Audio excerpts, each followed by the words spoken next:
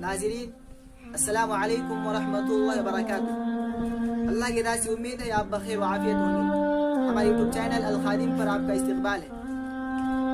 Video शुरू करने से पहले आपसे गुजारिश है कि आप हमारी इस वीडियो को शुरू से आखिर तक देखें।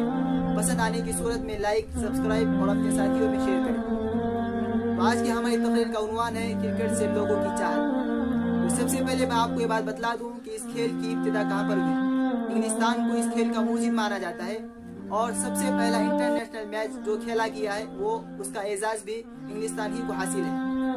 लेकिन फ्रांस क्रिकेट एसोसिएशन के साबिक सदर एडेडर मार्कुई का दावा यह है कि इस खेल की इब्तिदा बरतानिया में नहीं हुई है, बल्कि इस खेल की इब्तिदा फ्रांस में हुई है। और इसका सबूत उन्होंने ये पेश किया कि फ्रांस के इंग्लिस्तान के फौजियों ने फ्रांस के फौजियों से इस खेल को हासिल किया।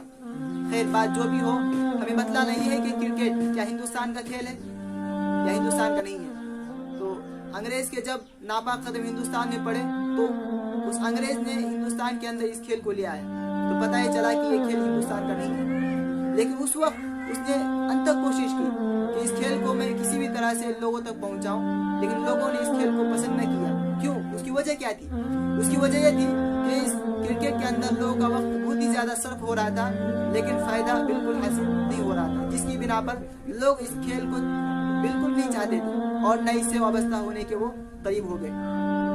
लेकिन अंग्रेज बराबर कोशिश में था कि मुझे लोगों तक इस खेल को पहुंचाना है। तो उस वक्त की जितनी कंपनियां थी उन कंपनियों से उसने साजबाज की, गुफ्तगू की और इस ताल्लुक से उन कंपनियों के अहदेदारान से उसने बहुत ही अच्छे अंदाज में बात की। तो लिहाजा वो कंपनियां, उनके जो अहदेदारान थे, जिम्मेदारान थे, वो राजी हुए।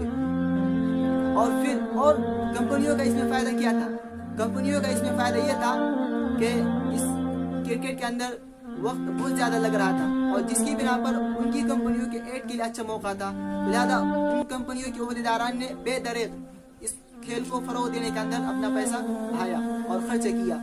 और फिर गली गली और गांव गांव, शहर शहर उन्होंने स्टेडियम कायम किए और इस खेल के अंदर जो आदमी जितनी ज्यादा महारत हमारे सामने आकर पेश करेगा उस पर उन्होंने बड़े बड़े इनामात के वादे किए।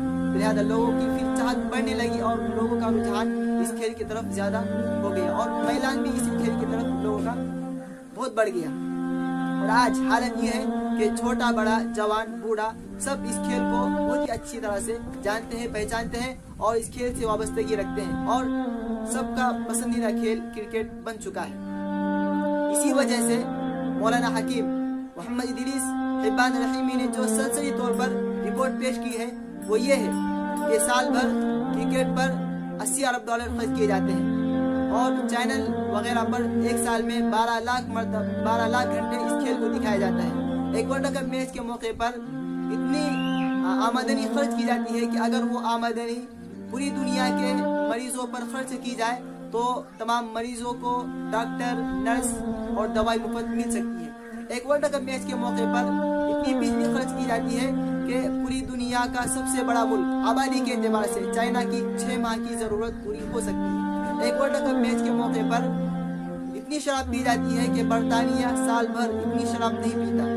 एक वर्ल्ड कप मैच के मौके पर आम शहरियों का इतना वक्त ज़ाय होता है कि आधी दुनिया के लोग एक माह की छुट्टी निकाले, एक महीने की छुट्टी निकाले तो इतना वक्त ज़ाय नहीं होता जितना कि एक वर्ल्ड कप मैच के मौके पर लोगों का वक्त ज़ाय होता है। तो नाज़रीन, आप हमें इजाज़त दीजिए। आइंदा की हमारी वीडियो जिसका उन्वान है क्रिकेट के नुकसानात, हम बहुत ही जल्द आपके सामने लेकर आएंगे। तब तक आप हमें इजाज़त दीजिए। अस्सलामु अलैकुम व रहमतुल्लाहि व बरकातुहू।